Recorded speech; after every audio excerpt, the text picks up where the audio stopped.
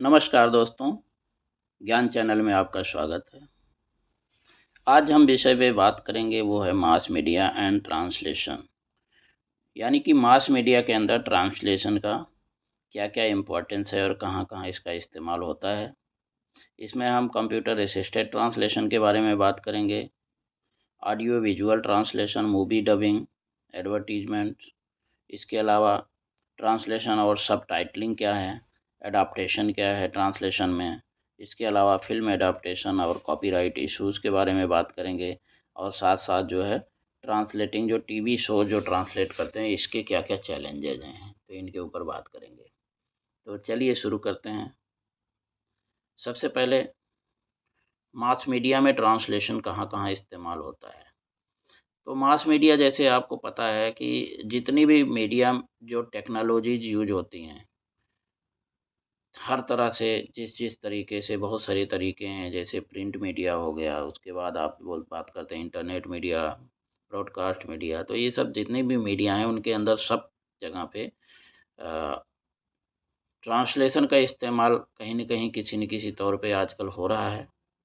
और इसमें हम बात अगर करें ब्रॉडकास्ट मीडिया में जैसे, तो ब्रॉडकास्ट मीडिया क्या है? ब्रॉडकास्ट मीडिया का ये है कि इलेक्ट्रॉनिकली जैसे फ़िल्म्स, रेडियोज़, रिकॉर्डेड म्यूज़िक या टेलीविज़न के शोज़, इनको सबको जो ट्रांसमिट किया जाता है, ब्रॉडकास्ट किया जाता है, वो चाहे हो सकता है कि आप इंटरनेट के थ्रू भी हो सकता है या फिर मोबाइल के थ्रू भी हो सकता है, उसको भी ब्रॉडकास्ट मीडिया कहा जाता है। इसके अलावा इंटरनेट मीडिया की अगर हम बात करें, तो इंटरनेट मीडिया में email, social media sites, websites, internet based radio, television, इनको सबको इंटरनेट मीडिया कहा जाता है। अगर हम आउटडोर मीडिया की बात करें, तो आउटडोर मीडिया वो मीडिया है, जैसे हम एडवर्टाइज़मेंट्स वगैरह देखते हैं, बिलबोर्ड्स, ब्लिम्प, बहुत सारे फ्लाइंग बिलबोर्ड्स लगे रहते हैं। इसके अलावा प्ले कार्ड होते हैं, कियोस्क बहुत सारी जगह पे आप देखेंगे, छोटे-छोटे कंप्यूटर्स को जो है प्लेस कर दिया जाता है स्टैंड करके, तो उससे लोग जो है इन्फॉर्मेशन ले लेते हैं। तो ये सारे जो है इनको ये आउटडोर मीडिया में आते हैं। प्रिंट मीडिया की अगर हम बात करें, तो जितने भी information books, comics, magazines, newspapers, pamphlets से जितना भी ट्रांसमिट किया जाता है, वो सब प्रिंट मीडिया है। और अगर हम उसके अलावा मिसलेनियस जो लिखा है, मिसलेनियस का मतलब ये है कि इसके अलावा भी बहुत सारे और भी आजकल बहुत जगह पे मास मीडिया का इस्तेमाल हो रहा है। आप देखेंगे बहुत सारे लोग अपना क्यूआर कोड्स वगैरह के थ्रू जो है काफ़ी ज़्यादा वो एडवर्टाइज़मेंट्स कर देते हैं। आप क्यूआर कोड के ऊपर जाके स्कैन करेंगे तो उससे आप कोई भी साइट को एक्सेस कर सकते हैं, तो उसके थ्रू भी आप कम्युनिकेट कर सकते हैं एज़ ए मास मीडिया। इसके अलावा बहुत सारे ऑर्गेनाइज़ होते हैं इवेंट्स, पब्लिक स्पीकिंग वगैरह के, ये सब भी जो है एक मास मीडिया का फॉर्म है। अब हम बात करते हैं कंप्यूटर असिस्टेड ट्रांसलेशन। ट्रांसलेशन जो नॉर्मल होता है उसके बारे में आपने इससे पहले पढ़ ही लिया है।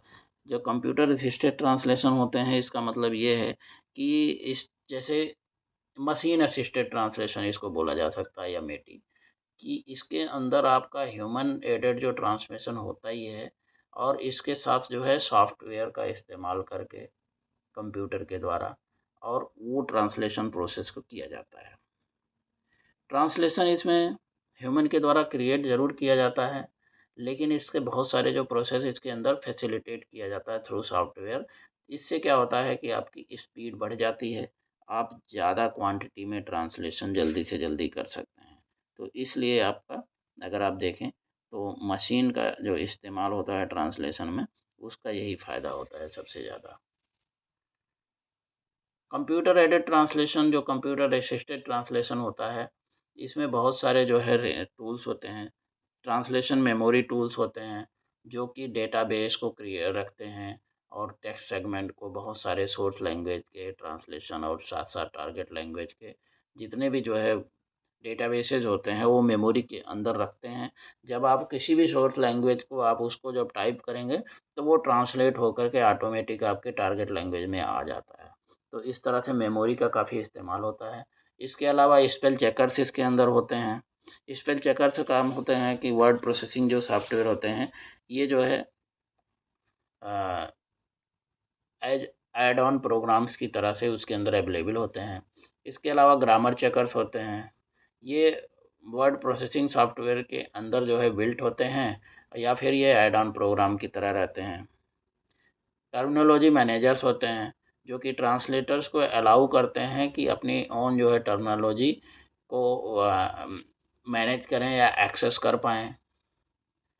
तो इस तरह से एक टर्मिनोलॉजी बैंक, उसके अंदर मतलब बहुत सारे टर्मिनोलॉजीज रहती हैं, उसमें से कोई भी जो ट्रांसलेटर होता है उसको अपना जो है चूज़ कर ले, सेलेक्ट कर सकता है कि हम इस टर्मिनोलॉजी को इसकी जगह पे यूज कर रहे हैं।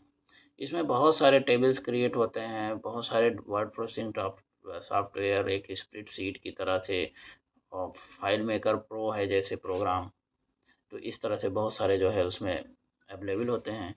और जो बहुत सारे सॉल्यूशन जो स्पेशलाइज्ड सॉफ्टवेयर पैकेज आते हैं, इसमें एसडीएल जो है, मल्टी टर्म, लॉगी टर्म, टर्मैक्स, टर्म वेब, इस तरह से बहुत सारे जो है सॉफ्टवेयर्स आते हैं जो टर्मिनोलॉजी मैनेजर का काम करते हैं। इसके अलावा इलेक्ट्रॉनिक डिक्शनरीज होते हैं, इसमें बाइलिंगुअल भी हो सकती हैं या यूनिलिंगुअल भी हो सकती हैं। टर्मिनोलॉजी डेटाबेसेस होते हैं बहुत सारे।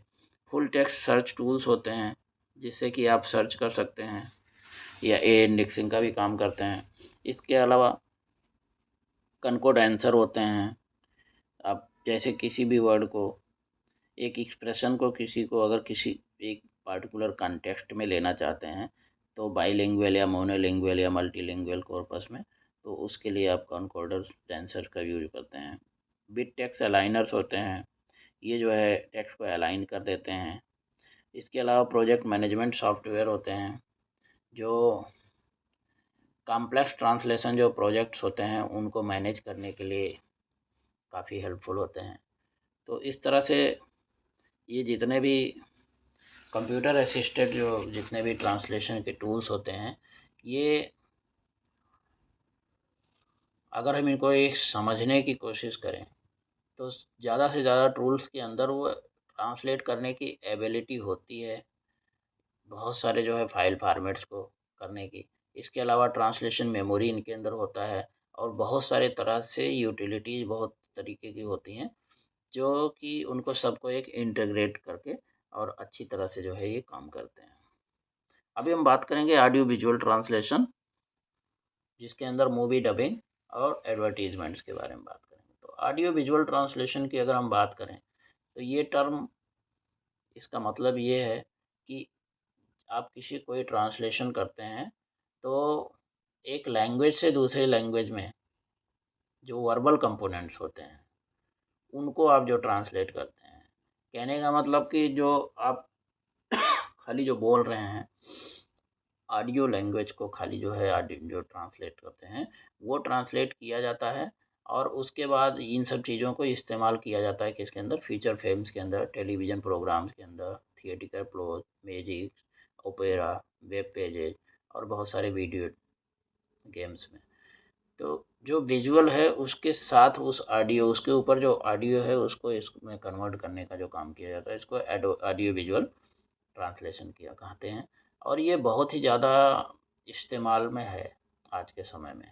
आप देखेंगे कि हर तरह के अलग अलग लैंग्वेजेस की मूवीज आजकल जो है आ रही हैं, वो सब किसी भी लैंग्वेज में कन्वर्ट कर देते हैं। आजकल तो यहाँ तक ये भी आ रहा है कि जो बड़े बड़े आपके जो प्लेटफॉर्म्स हैं, जैसे वूट वगैरह हो गया, इसके अलावा हॉट स्टार हो गया, इनमें सब में क्या होता है कि नेटफ्लिक्स वगैरह में भी, इनमें आपको लैंग्वेज सेलेक्ट करने की आज़ादी देते हैं। ये बहुत सारे लैंग्वेजेज में एक पार्टिकुलर मूवी को, एक पार्टिकुलर क्लिप को, या किसी भी प्रोग्राम को बहुत सारे लैंग्वेजेस के अंदर ये डब करके रखते हैं। आप जो लैंग्वेज सेलेक्ट करोगे आपकी चॉइस के हिसाब से वो लैंग्वेज में उस चीज़ को, ये कंटेंट को परोस देते हैं आपको। तो इससे इनकी मार्केटिंग काफ़ी अच्छी चलती है, बिजनेस अच्छा चल रहा है, और जिसको जो चाहिए, जिस लैंग्वेज में देखना चाहता है आदमी, उसके लिए भी काफ़ी ये हेल्पफुल है, उसको देखने का मौका भी मिल रहा है। अदरवाइज़ आप ऐसा अगर नहीं होता तो बहुत सारे लोग हैं जो कि इंग्लिश या दूसरे लैंग्वेज के प्रोग्राम होते, या रीजनल लैंग्वेज के बहुत सारे प्रोग्राम होते, तो उनको लोग समझ भी नहीं पाते। तो इसके मेन जो है क्या है कि स्पीच, स्पीच को इसके अंदर जो है बहुत ही बारीकी से, बहुत अच्छी तरीके से और ट्रांसलेट किया जाता है एज ए स्पॉन्टेनियस डायलॉग की तरह से। और ये एक्चुअली सुनने में और देखने में लगता है कि आसान काम होगा, बट ये आसान काम नहीं है। ये बहुत ही टफ काम है। इसका रीज़न ये है कि लिप सिंक के हिसाब से इसको जो है मैनेज भी करना पड़ता है, और जो कैरेक्टर जो बोल रहा है उसको किस तरह डायलॉग बोल रहा है उसके हिसाब से मिलाना पड़ता है, तो ये काफ़ी डिफ़िकल्ट काम है। इसके अलावा रजिस्टर्स चेंजिंग जो है, स्पेशलाइज्ड फॉर्म में ऑडियो विजुअल ट्रांसलेशन को अगर करेक्टराइज करें तो फिर इसके रजिस्टर चेंजेस का भी एक बहुत बड़ा प्रॉब्लम होता है, तो उसके साथ भी इसको सिंक्रोनाइज करना एक काफ़ी जो है टफ काम होता है ये। इसके अलावा अगर हम बात करें ट्रांसलेशन और सबटाइटलिंग का, तो इसके अंदर बाद में मूवीज़ में आप देखेंगे कि सबटाइटलिंग भी करते हैं, और उसमें बहुत सारे जो है वीडियो फॉर्मेट्स होते हैं, उसके अंदर आप देखेंगे कि उसके अंदर बहुत सारे सबटाइटलिंग रूल्स को अप्लाई करते हैं। कमर्शियल मूवी, टेलीविज़न प्रोग्राम, सब में अलग अलग टाइप के सबटाइटलिंग किया जाता है।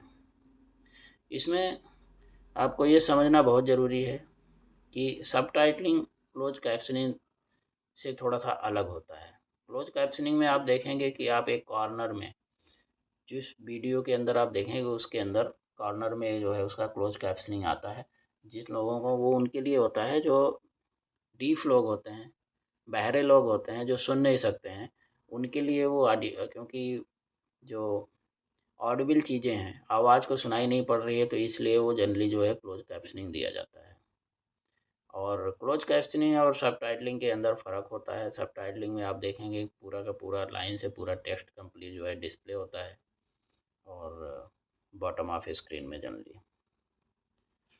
तो सबटाइटलिंग में भी जो है ऑडियो विजुअल ट्रांसलेशन में बहुत ज़रूरी होता है इसमें कि सबसे पहले टाइमिंग बिल्कुल सही होना चाहिए। टाइमिंग एकदम सही टाइम पे आना चाहिए। वो ये नहीं होता कि जो आदमी क्या बोल रहा है वो बोल के निकल जाए और उसके बाद उसका सबटाइटलिंग आए, तो वो ठीक नहीं होता है। रीडिंग स्पीड के पैरामीटर्स को सिंक्रोनाइज करना है, और साथ में जो है जो ऑडियो बोल रहा है उसके साथ अच्छी तरह से इसका ट्यूनिंग होना बहुत ज़रूरी है। अभी हम बात करेंगे ट्रांसलेशन और एडाप्टेशन का। एडाप्टेशन आपको पता है कि ये भी एक तरह का ट्रांसलेशन ही होता है, एडाप्टेशन ट्रांसलेशन, और ये एक तरह का टूल भी है ट्रांसलेशन में यूज करने के लिए। ब्रिटिश स्कॉलर पीटर न्यूमार्क ने इसको डिफाइन किया है एडाप्टेशन को, कि use of a recognised equivalent between two situations, it is a process of cultural equivalence. ये मतलब इसका, इनका एक कहने का मतलब है कि कोई भी दो सिचुएशंस हैं, दो सिचुएशन को आप यहाँ पे ले सकते हैं कि जो सोर्स लैंग्वेज का कोई कल्चर या सिचुएशन है, और टारगेट लैंग्वेज में उसी सिचुएशन को किस तरह से प्रदर्शित करना है या किस तरह से ट्रांसलेट करना है, कि ताकि जो सोर्स लैंग्वेज में जो भी चीज़ें बताई गई हैं वो टारगेट लैंग्वेज में उसी तरीके से ही चित्रित हो जाएं। तो इसको जब जिस तरह से किया जाता है उसको एडाप्टेशन कहते हैं। एडाप्टेशन ट्रांसलेशन में आपको जैसे कि पता ही है, बताया है कि इसमें वर्ड टू वर्ड ट्रांसलेट नहीं किया जाता है। इसके अंदर खाली अडॉप्ट करते हैं उसको, जो भी चीज़ वो बताना चाहता है ओवरऑल उसका व्यू पॉइंट क्या है, और उसको जो है किसी भी लैंग्वेज के वर्ड टू वर्ड के साथ किसी के साथ लिंक ना करते हुए, इसमें ओन अपने जो है लैंग्वेज में, इसमें ऐसा भी हो सकता है कि आप ज़्यादा जो है वर्ड्स भी लिखें, तो वर्ड्स का भी इसमें किसी चीज़ का कोई भी जो है बैर नहीं होता है। आप कुछ भी जो है लिख सकते हैं। अगर जो है छोटा वहाँ पे है कोई भी सेंटेंस, उसको आप बड़ा कन्वर्ट कर सकते हैं। जितना ज़्यादा वर्ड जानना चाहें जा सकते हैं, बस जस्ट उसको जो है उसका थीम क्या है, वो कहना क्या चाहता है, खाली उसी चीज़ को अडॉप्ट किया जाता है। आप इसको देखेंगे कि बहुत सारे मूवीज़ वगैरह में भी जो है अडाप्टेशन का काफ़ी इस्तेमाल किया जाता है। और ट्रांसलेशन और अडाप्टेशन में फ़र्क यही होता है कि ट्रांसलेशन क्या है, एक लिटरेरी ट्रांसलेशन है एक लैंग्वेज से दूसरे लैंग्वेज में, जबकि अडाप्टेशन में खाली जो है उसका जो एप्रोप्रिएट और एक्यूरेट जो मीनिंग या क्या वो कन्वे करना चाहता है, खाली उसी चीज़ के ऊपर ज़्यादा फोकस किया जाता है एडाप्टेशन में। लेकिन एडाप्टेशन को जो है लोकलाइजेशन के कंफ्यूज नहीं करना चाहिए। और लोकलाइजेशन कब किया जाता है, जब कोई भी टारगेट ऑडियंस है वो बहुत सारे अलग अलग जो है सेम लैंग्वेज के अलग अलग वेरिएंट में यूज़ करता है, तो वो उससे इसका कोई मीनिंग नहीं है। और ये जो है एडाप्टेशन का मतलब यही है कि ये एक फ्री ट्रांसलेशन की तरह है। इसमें वर्ड टू वर्ड का कोई इसमें नहीं होता है, बस कल्चर, रियलिटीज़ और क्या कहना चाहता है, सिनेरियो को किस तरह से डिस्कस करना है, किस तरह से रिप्रेजेंट करना है शोज़ के अंदर, खाली उसके ऊपर एडाप्टेशन का फोकस किया जाता है। अगर हम बात करें एडाप्टेशन जो है लिटरेरी ट्रांसलेशन में, तो इसकी कैरेक्टरिस्टिक्स ये हैं, पहली बात तो ये ट्रांसफॉर्मेटिव है। एडाप्टेशन सोर्स मटेरियल के साथ खाली फेथफुल ही नहीं होते हैं, बट ये ट्रांसफॉर्मेटिव भी होते हैं। अगर हम चाहते हैं कि टोन, प्लॉट और कैरेक्टर्स और उसका किस तरह से कल्चरल क्या चीज़ दिखाना चाहते हैं स्क्रीन में, उसको जो है आप मान लीजिए कि आप 16 घंटे की एक फ़िल्म है। अब एडाप्टेशन में आप क्या करेंगे कि क्रिएटिव जो डिसीजंस होते हैं उसको तो जो है सेम उसको फॉलो करेंगे और एक न्यू वर्जन जो है उसका काम का निकालेंगे। इसमें आपके कैरेक्टर्स और जितने भी लोग हैं उनमें बहुत सारी चीज़ें में जहाँ ज़रूरत है आप जो है एज ए क्रिएटिव डिसीजन आप उसको चेंज कर सकते हैं। 16 घंटे की चीज़ को आप 4 घंटे में भी दिखा सकते हैं, तो ये सारी चीज़ें उसके अंदर की जाती हैं। दूसरी बात क्या है कि ये जो है लिटरल नहीं है। लिटरल मतलब कि वर्ड टू सेम जो है इसमें ट्रांसलेशन नहीं किया जा रहा है।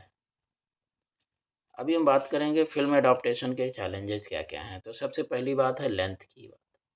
जैसे कि स्क्रीन प्लेज़ जो होते हैं, वो जनरली 120 पेजेज़ के होते हैं। एक रफ़ली जो है 1 पेज जो है 1 मिनट का तकरीबन होता है। तो इस तरह से 120 पेजेज़ अगर होंगे, तो आपकी 2 घंटे की फ़िल्म तैयार हो जाती है।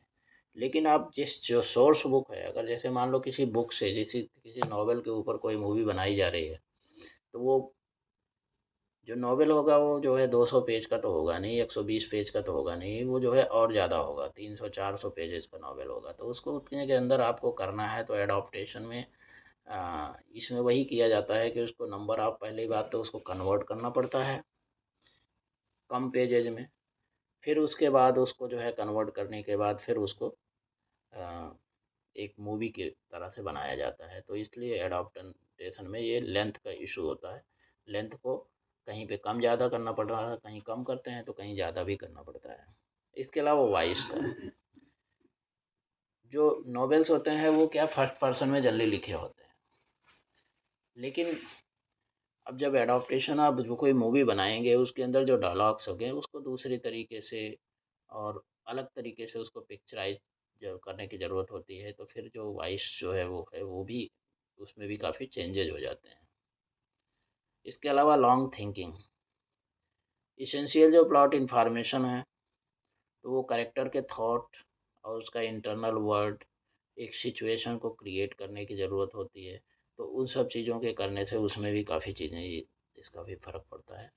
और इसके अलावा स्टोरी क्या है, कुछ नॉवेल होंगे वो स्टोरी के ऊपर उतना ज़्यादा खुल के नहीं बोलते हैं, और स्टाइल, कैरेक्टर, इसका जो इफ़ेक्ट है उन सब चीज़ों के अंदर कहीं कहीं जो है वो अच्छी तरह से बिल्कुल क्लैरिटी नहीं देते हैं। लेकिन आपको एडॉप्टेशन में अगर आपको स्क्रीन करना है तो स्क्रीन राइटिंग करनी है, तो उसमें कैरेक्टर्स का बिल्कुल एक व्यू पॉइंट प्रॉपर आपको उसमें दिखाना पड़ेगा, और बैकग्राउंड कैरेक्टर्स भी अच्छे से क्रिएट करने पड़ेंगे। तो वो सब काम जो है स्टोरी के अंदर भी काफ़ी चेंज करने की ज़रूरत पड़ती है। अब हम कॉपीराइट इशू की बात करें तो कॉपीराइट इशू में एक बहुत बड़ा इशू आता है प्लैगरिज्म। प्लैगरिज्म का मतलब है कि अगर कोई किसी की आइडिया को जैसे चुरा लेता है, राइटिंग है कोई, म्यूजिक है या कोई भी और इंटेलेक्चुअल प्रॉपर्टी है, तो उसको चुरा लेता है और वो उसको ऐसा दिखाता है कि वो उसका खुद का जो है ओन जो है, मतलब ये किया गया है, प्रोड्यूस किया गया है या ओरिजिनल चीज़ है। बट वो ओरिजिनल नहीं है, एक्चुअली जो है वो किसी की चोरी की गई है, किसी का बारोड आइडिया है। तो इसमें जो है कुछ लिमिटेड एक अमाउंट तक तो किसी के काम को आप लेने के लिए और अपना क्रेडिट लेने का कोशिश कर सकते हैं, बट एक लिमिट तक होता है। अगर आप उस लिमिट को बढ़ाएंगे, आप ज़्यादा कॉपी करेंगे, तो आपने जो है फुल क्रेडिट आपको ओरिजिनेटर को देना ही पड़ेगा। अगर आप उसको फुल क्रेडिट नहीं देंगे तो वो फिर कोर्ट में भी जा सकता है कॉपीराइट का इश्यूज लेकर के, और उसके ऊपर आपके को जो है इसमें प्रॉब्लम भी आप आ सकती है और आपके ऊपर काफ़ी फाइन वगैरह भी लग सकता है। इसके अलावा नेक्स्ट है ओनरशिप इश्यूज। तो ओनरशिप इश्यूज़ भी हैं आपका, वो भी सेम वही है, कॉपीराइट एक्ट ही है। तो इस पे भी आपको बहुत ज़्यादा ये इश्यूज़ होते हैं। तो आपको कोई भी कंटेंट किसी से अगर आपने लेना है तो उसको प्रॉपर उससे आप राइटिंग में उससे आप परमिशन ले लें, उसके बाद ही आप लेना चाहिए। इसके अलावा वेबसाइट कॉपीराइट्स हैं। वेबसाइट बहुत सारे हैं, उनके सबके भी अपने कॉपीराइट्स होते हैं, तो उनसे भी आप कोई चीज़ अगर कॉपी कर रहे हैं तो वो इश्यूज़ भी आते हैं। इसके अलावा क्रिएटिव कॉमन्स, फ्रीवेयर, शेयरवेयर, ये आप लोगों ने सुना होगा। क्रिएटिव कॉमन्स वगैरह सॉफ्टवेयर बहुत सारे इन्फॉर्मेशन होती है। ये क्रिएटिव कॉमन्स साइट्स भी हैं। इसमें बहुत सारे वर्क होते हैं, वो अपना शेयर करना चाहते हैं बिना किसी पेमेंट के, लेकिन उसमें कॉपीराइट लॉ की बाउंड्री के लिमिट के अंदर ही। ऐसा नहीं है इसमें कि आप किसी का कोई भी चीज़ डाल देंगे। आप कॉपीराइट जब तक कोई परमिशन नहीं देता है उसको क्रिएटिव कॉमन्स के अंदर आप नहीं डाल सकते हैं। इसके अलावा आप अगर जो है दे रहे हैं तो आप जो है क्रेडिट भी उस वर्क का आपको जो है जिसका है वो उसको एक्चुअली क्रेडिट देना चाहिए। आप इन्फॉर्मेशन को कॉपी कर सकते हैं, यूज कर सकते हैं, ब्रॉडकास्ट कर सकते हैं, बट उसका जो है क्रेडिट आप जिसका है वो उसको जो है देना चाहिए। इवन आप बहुत सारे देखेंगे फ्रीवेयर्स होते हैं, जैसे स्काइप जैसे फ्रीवेयर्स हैं, ये भी रिस्ट्रिक्शन होते हैं। ऐसा नहीं है कि वो जो है पूरा का पूरा सब कुछ आपको फ्री है, फ्री नहीं है, उसमें कुछ एक जो है थोड़ा बहुत चीज़ें फ्री होती हैं ओनली। इसके अलावा कॉपीराइट का जो लेंथ होता है, इसके ऊपर जो एक्ट्स बनाए गए हैं उसके अंदर बनाया गया है कि कितने दिन तक कॉपीराइट रहेगा। अगर कोई ओरिजिनल चीज़ बनाया गया है तो उसका किसी का होगा कॉपीराइट जो 20 ईयर्स तक होगा, किसी का 50 ईयर्स तक होगा, किसी का 99 ईयर्स तक होगा। तो आपको उस चीज़ में ध्यान में रखना चाहिए कि किसी चीज़ को आप ओल्ड चीज़ को कॉपी कर रहे हैं तो वो कहीं कॉपीराइट लॉ के अंदर आ तो नहीं रहा। इसके अलावा ब्रीच ऑफ कॉपीराइट, बाहर वाले देशों के जो हैं उनके बहुत सारे जो है अ, जो प्रोडक्शन होते हैं उसके भी कॉपीराइट लॉज होते हैं, तो उनको आपको पता होना चाहिए। ऐसा ना हो कहीं आप जो है किसी ब्रीच में फंस जाएं, दूसरे की चीज़ें कॉपी करें और बाद में फिर आपको प्रॉब्लम हो जाए। इसके अलावा बहुत सारे एक्सेप्शंस भी होते हैं कॉपीराइट में, जो बहुत सी छोटे फिल्म्स होते हैं, वेरी शॉर्ट फिल्म्स, 1 मिनट से भी कम वाले फिल्म्स होते हैं बहुत सारे, उसके अंदर जो है जो लॉज हैं उन्होंने भी काफ़ी रिस्ट्रिक्शंस उन पे कम दी गई हैं। काफ़ी चीज़ें परमिट की जाती हैं कि आप उसको जो है कर सकते हैं, तो उन एक्सेप्शंस के बारे में भी आपको पता होना चाहिए। अभी हम बात करेंगे टीवी शोज के ट्रांसलेशन में क्या क्या चैलेंजेज होते हैं। अभी इसमें जो पॉसिबिलिटीज़ हैं ट्रांसलेट करने का टीवी शो में, वो हैं सबटाइटल्स को जैसे चेंज कर देना। इसके अलावा डबिंग कर देना, अलग ही लैंग्वेज में मतलब उसको रिकॉर्ड कर देना। इसके अलावा उसका रीमेक भी कर सकते हैं शो का पूरा। तो पहली बात तो जो है सबटाइटल का मतलब होता है कि डायलॉग्स को खाली टारगेट लैंग्वेज सबटाइटल में ओनली चेंज करना, जबकि एक्चुअल जो बोल रहा है वो अपने ओरिजिनल लैंग्वेज में ही बोलता रहेगा। डिबगिंग के अंदर क्या होता है कि उसका लैंग्वेज को चेंज कर देते हैं, दूसरे लैंग्वेज में जो है ऑडियो को बगिंग कर दिया जाएगा, उसके डबिंग कर दिया जाता है। और नेक्स्ट जो है रीमेक होता है। रीमेक में पूरा का पूरा शो को दोबारा से बना दिया जाता है। तो इस तरह से होते हैं, इसमें काफ़ी चैलेंजेज आते हैं। हर एक ऑप्शन के एडवांटेज डिसएडवांटेज भी होते हैं। और जो रीमेकिंग किया जाता है सो उसके अंदर आप डायलॉग को चेंज करने की फ्लेक्सिबिलिटी भी होती है, और शो को कम्प्लीटली लोकलाइज भी आप कर सकते हैं टारगेट रीजन में। लेकिन एक जो नया कोई चीज़ प्रोड्यूस करते हैं उसकी तरह से ही उसके अंदर बहुत ज़्यादा एक्सपेंडिचर बहुत ज़्यादा है, तो उस चीज़ को आपको ध्यान रखने की ज़रूरत है। तो यहीं पे आज का हमारा ये क्लास समाप्त होता है। दोस्तों आपको एक चीज़ और बता देता हूँ स्वास्थ्य के बारे में। अभी सर्दियाँ काफ़ी जो है नॉर्दर्न रीजन में हो रही हैं, तो आप लोग अपना ध्यान रखें और बाहर निकलते हैं तो फुल्ली प्रोटेक्टेड होके निकलें, क्योंकि सर्दी के लगने से आपको काफ़ी प्रॉब्लम आ सकती हैं। Thank you. Have a very nice day. जय हिंद।